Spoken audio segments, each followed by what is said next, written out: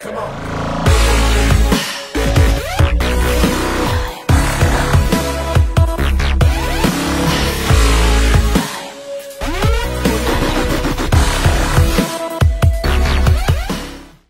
j'en ai un sur moi, D'après là, toi. tu vois. C'est un tissu avec des fils d'argent que je mets souvent sur la tête, comme ça, tu vois. Bon, Mhm. là, j'ai demandé aux voisins s'ils pouvaient couper leur wifi là, le temps de notre interview parce que c'est un peu douloureux pour moi. Mais c'est efficace, oui, oui et non. Enfin, ça dépend, hein. Il y a des fuites aussi. De toute manière, pour protéger un habitat, c'est assez compliqué parce qu'il y a aussi les basses fréquences qui jouent.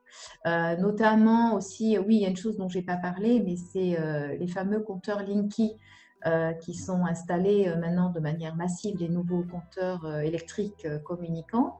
Moi, j'ai pu faire en sorte de ne pas encore l'avoir chez moi et là, je suis chez ma mère et on a pu le refuser. Mais ces compteurs, en fait, ont une émission via le CPL, le courant porteur en ligne, qui fait que ça peut se propager, en fait, déjà dans l'appartement où tu vis, dans l'habitat où tu es, mais aussi chez tes voisins. Ce sont il doit y avoir, alors je ne peux pas t'expliquer complètement techniquement parce que je ne suis pas une pro en la matière, mais il y a des émissions en fait de champs magnétiques en fait à travers ce CPL qui font que bah, quand tes voisins l'ont, toi, ça circule chez toi aussi. Alors il faudrait pouvoir blinder toute son électricité, ce qui représente un coût important. Mais en fait, on en arrive là. Nous, électrosensibles, la problématique qu'on a, c'est qu'en général, on perd son travail, on n'a plus de revenus suffisants, on est obligé de dépenser des sommes astronomiques pour se protéger, et ça devient, en fait, c'est insupportable parce qu'on n'a pas d'aide financière, on n'a pas de reconnaissance sociale, on n'a pas de reconnaissance médicale, pour ainsi dire, même si l'électrosensibilité a été reconnue par l'OMS. Mais enfin, voilà, donc on est obligé bah, de se débrouiller comme on peut. Puis sur Paris, je fais partie d'un groupe qui s'est constitué et qui se réunit mensuellement en fait, hein, c'est-à-dire qu'on fait des réunions dans un lieu où là on demande à tout le monde non seulement d'éteindre son portable quand portable il y a, mais de les mettre dans des boîtes en fer. Des informations pour s'aider, pour se soutenir, pour diagnostiquer à droite à gauche avec nos appareils, pour aider à poser des protections chez les uns, chez les autres si on peut. Mais c'est pas toujours simple parce que le problème des électrosensibles, c'est qu'ils sont épuisés en permanence. Donc, ne serait-ce que prendre les transports en commun pour aller chez quelqu'un, c'est compliqué. Oui, j'ai trouvé ce groupe. Je suis aussi avec un groupe dans le Var, puisque ma mère habite dans le Var, qui est en recherche d'un habitat collectif dans une zone qui serait une zone sinon blanche, au moins grise. Donc, on fait pas mal de prospection. Donc, des groupes, oui, il y en a. Il y a des associations aussi qui sont très actives, comme Robin des Toits. Voilà, il y a Zone Blanche aussi, qui essaye de préserver une zone blanche, justement, et accueillir des électrosensibles. Il y a l'association Poème 26, il y a Priartem, il y a Nextap, enfin, il y a beaucoup d'associations qui essayent de faire quelque chose.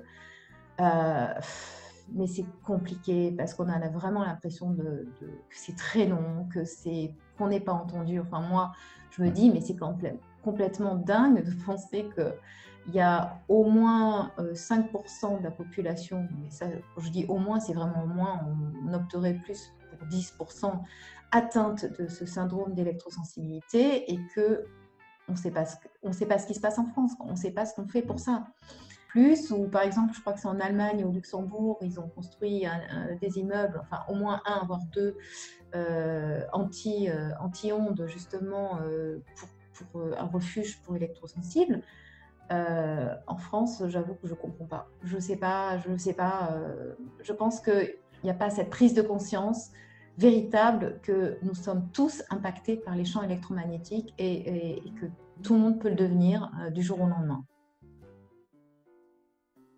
Il y a eu récemment 2 courriers qui ont été envoyés par les associations. Il y a un courrier à Emmanuel Macron qui a été envoyé le 3 juillet de plusieurs associations qui demande des mesures d'urgence sanitaire pour réduire la pollution électromagnétique. Donc, je pense qu'on aura une réponse, mais je ne sais pas quand. Et aussi un courrier qui a été envoyé à Monsieur Cédric O, qui est secrétaire d'État chargé du numérique, pour demander ce qu'il y ait des préservations de zones blanches. Hein, ça, c'est indispensable, qu'on puisse avoir des lieux où se réfugier, surtout quand la 5G va être déployée, puisque c'est quand même l'objectif du gouvernement. Donc, pour nous, on ne sait vraiment pas quoi. Je veux dire, à moins de vivre dans des grottes, hein, parce que c'est ça, c'est le seul endroit où on pourrait vivre encore, ou alors dans des, je sais pas, qu'on appelle ça,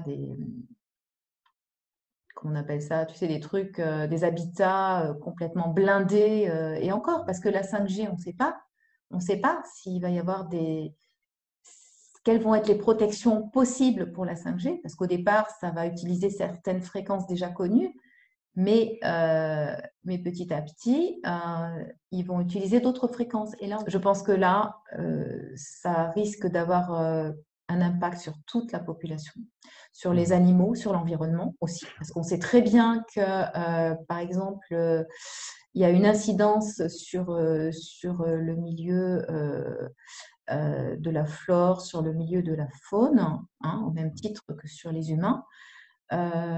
Voilà, donc dans les villes, par exemple, ils sont obligés de supprimer des arbres, voilà, parce que les arbres, la nature empêche en fait la propagation de ces ondes.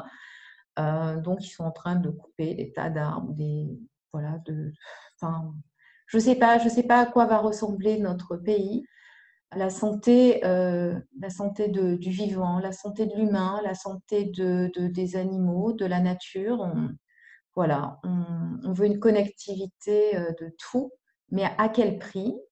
Voilà, moi je pense que les électrosensibles, nous sommes des personnes qui sont un peu des sentinelles, hein, on est là pour dire, voilà, il y a quelque chose qui ne va pas, qui se passe mal. Nous, on l'a ressenti peut-être avant d'autres personnes, mais demain, ça sera toute la population qui sera impactée. Je profite de cette vidéo pour dire quelle est notre responsabilité par rapport à ça? Voulons-nous continuer à faire la politique de l'autruche et à ne pas voir que c'est quelque chose qui peut être vraiment dangereux? Des études, contrairement à ce qu'on dit, il y en a des centaines, hein, sur l'impact des ondes électromagnétiques, il y en a plein. Après, sur la 5G, réellement, comme on ne sait pas trop, enfin, apparemment, il y a quand même des études sérieuses qui ont été faites. Oui, effectivement, il y a plus de... Il n'y a plus de barrière, quoi. Il n'y a plus de barrière. Ça devient très, très problématique pour l'irrigation du cerveau. Et surtout, je pense qu'il faut relayer l'information le plus possible, quoi, parce que on est tous concernés, c'est tout. C'est qu'aujourd'hui, c'est moi et d'autres, et beaucoup d'autres, hein, qui n'ont plus de vie normale et qui ne savent même pas comment ils vont vivre demain. Aujourd'hui, je profite d'ailleurs de cette vidéo pour préciser que les gens qui sont dans le confinement actuel souffrent. Il y a des gens qui sont au bord du suicide, et j'en connais, qui ne savent plus où se réfugier, d'accord? Et c'est terrible. Cette période est terrible. Et si on ne fait pas quelque chose, et si on ne prend pas conscience de ce qui est en train de se mettre en place, de toute manière, ils ont déjà fait des tests dans pas mal d'endroits. Donc, honnêtement, je crois si la population ne se réveille pas, ça va aller très mal, je crois.